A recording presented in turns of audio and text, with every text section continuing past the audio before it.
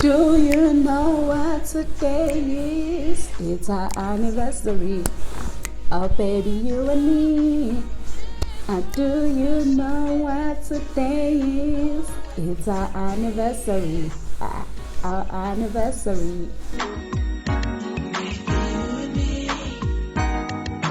Hello good people, welcome back to Modern Wife. My name is Sipokazi Somi. Guys, thank you so much to everyone that have subscribed to my channel. I really appreciate it. All the new subscribers, I see you, I acknowledge you. Thank you very much. Now, if it's your first time here, please do the right thing and hit the red subscribe button so that you can be part of the Modern family. Also, guys, please hit the notification bell so that you can be notified every time I upload a brand new video. Okay, please also follow me on my Instagram because I post cool stuff there, and that's where I also notify you if I've uploaded a brand new video. So I really appreciate that. And yes, guys, we are on a road to 1,000 subscribers, so please share the video.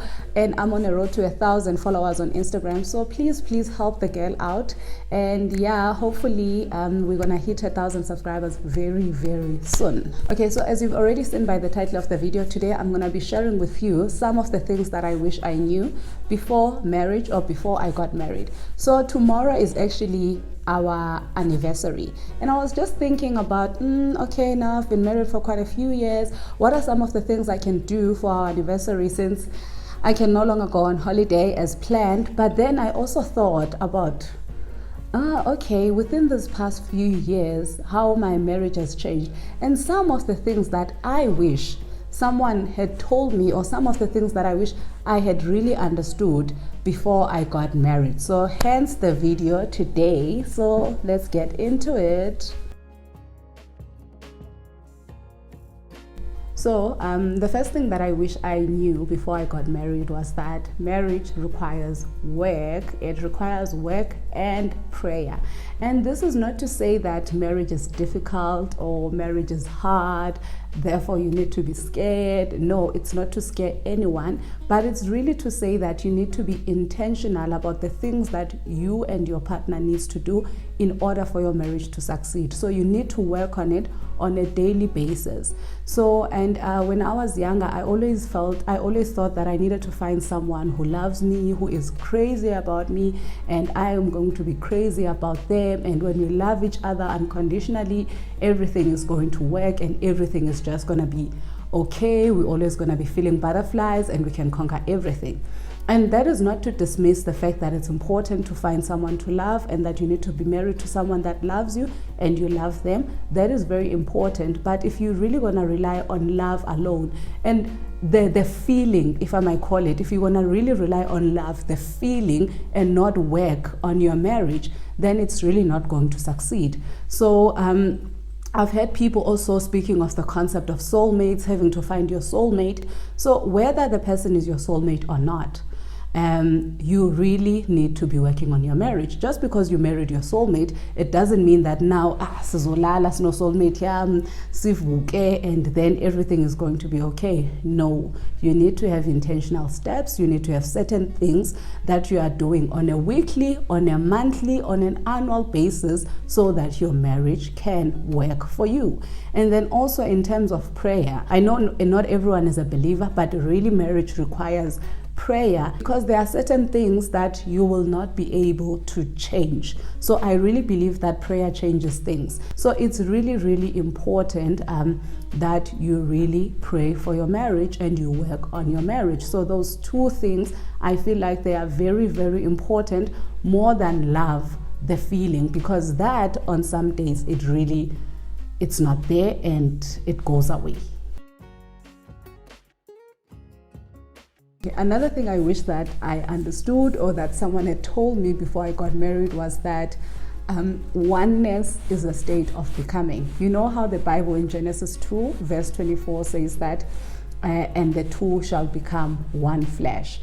I don't think that that is just automatic, and now because we have rings and we had said I do, now all of a sudden there is oneness.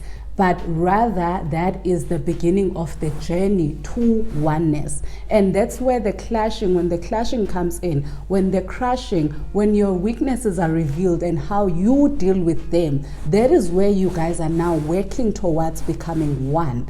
But it's not something that, okay, it's my wedding day today, tomorrow, okay, you and me are one. And that is why some people would even separate because they haven't really reached that point of oneness. And some people even die without really reaching that state of oneness. So for me, I wish I understood that oneness, or my wedding day, is the beginning of the journey to oneness, rather than thinking that now all of a sudden automatically the two are one. Yes, we make decisions together, and yes, we're gonna start doing a lot of things together. So I wish I knew that, because then I would have maybe worked a bit harder on the journey, rather than just thinking that it's something that is just automatically gonna happen. Then another thing that I wish I really, truly understood before I got married was the roles and the responsibilities of a wife and a husband. Specifically so of a wife, because I am a wife. But and I think this is an entire video, guys. This is an entire episode, and probably today I will not be doing justice to it. So I'm gonna try and do another video where I invite someone who has taught me a lot about this this topic, and then we can just tap into it a bit more. But for today, I wish it's really understanding what the Bible really means when it says that as a wife you are the helper and the husband is the head, and that you need to submit, and that the husband needs to love the wife unconditionally. So for me as a wife, I wish I really truly understood what it meant to be a helper, because it's not as negative as we always think it is, and it's not really necessarily a bad thing to be called a helper. And I'm reading this book now, which is called The Power of a Woman, and they really tap into why God created Eve and what exactly it means when it says, I will make a helper suitable for you. This is now the bone of my bones. So I really wish that I understood that, and maybe even if someone had told me that before, I don't think I would have understood it the same way that I understand now.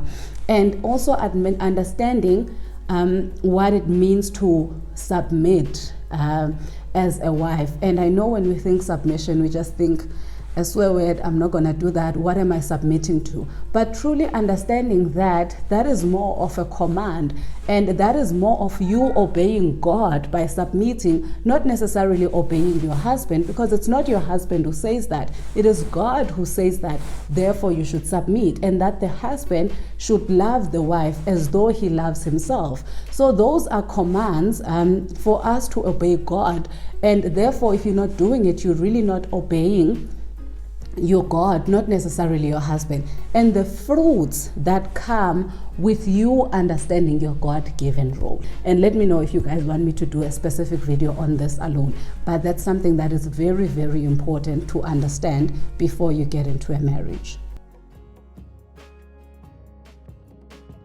The next thing I wish I knew before I got married was that you marry into a family. And I've had people saying this so many times, that you're marrying into a family, and it used to really upset me, because I'm like, no, I'm marrying my person. And that is also not to condone certain people feeling like they have a say into your marriage or wanting to control your marriage because they are a part of a family. That is not in any way saying that that is okay. So I'm not advocating for that in any way. But you marry into a family in a sense that your partner comes from a family, and there was a certain way which they were raised into that family, and therefore that somehow guides the person that he is, and it guides certain decisions that he has. So you can't just think that, well, now that we're married, it's just the two of us, and therefore we're gonna go and start our own family. So you marry into a family in a sense that if you don't have a good relationship with either of the families, that really affects your marriage. So it does affect your marriage. It also does affect the other party or the other person. And it also, the way the family, because he was part of that family. Now, if you think about the things that you do, when you think about even your shopping habits, it's because your mom told you that sunlight is better than this one. So most of the things that we do and the decisions that we make are impacted by our families and how we grew up. So it's very oblivious to not think that now this individual no,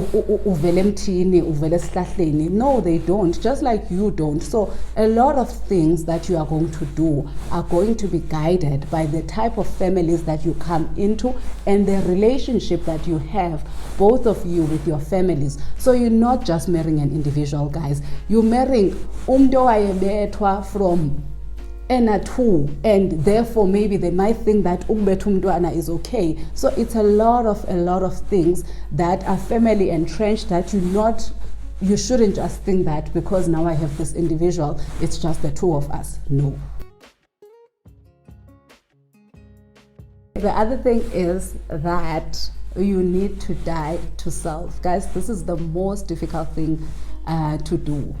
For me, actually, it's the most difficult thing that I can do. And I was actually having a conversation with my friend. We were talking about parenting, and I was saying to him that how funny is it that for any relationship to be fruitful, you need to not make it about you.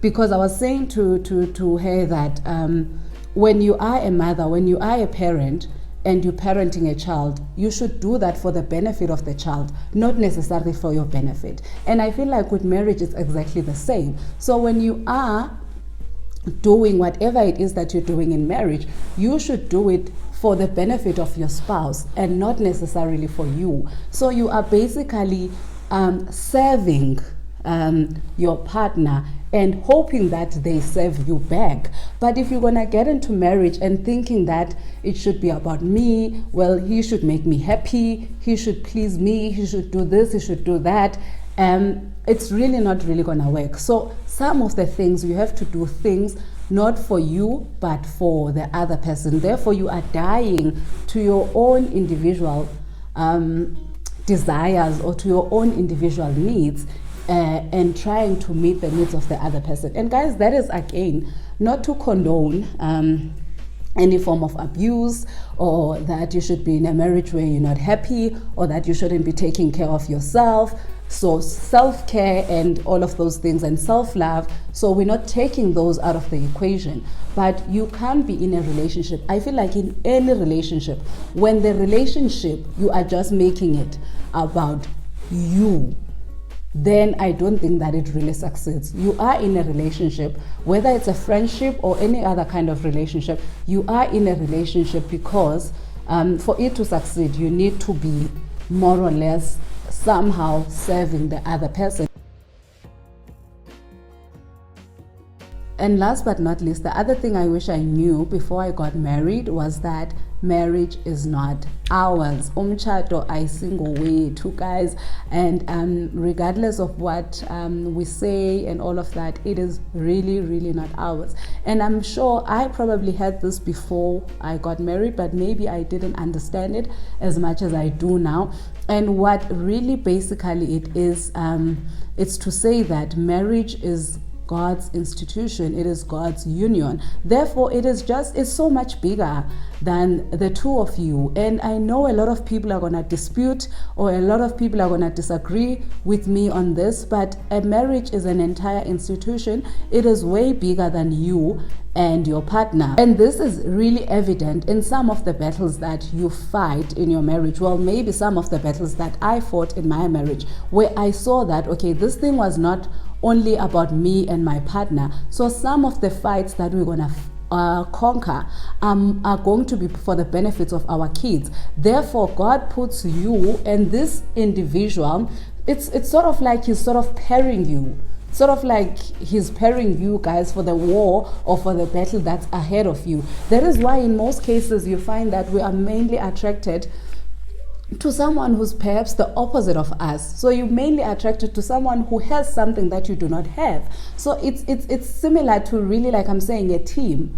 So that's why it's similar to you guys being a team, the other person coming with the strengths that you don't have, and the other one coming maybe with the weaknesses that are going to equip you into being a better person. So it's really that it's God's design. So it's not by accident. So it's really God's design and God's institution. You are on assignment, and there are certain things that you are supposed to do in your marriage that are either going to give glory to God, or that are either gonna make your kids' lives a bit easier, or that are either gonna help the entire family and all of that. So it's way bigger than just me and my husband. No, it is an entire institution, and it's God's design, and it's God ordained, and it's God's union. It's it's not about the two of you. Okay, that's it from me, guys. I hope you really enjoyed that, and please let's keep the conversation going in the comment section.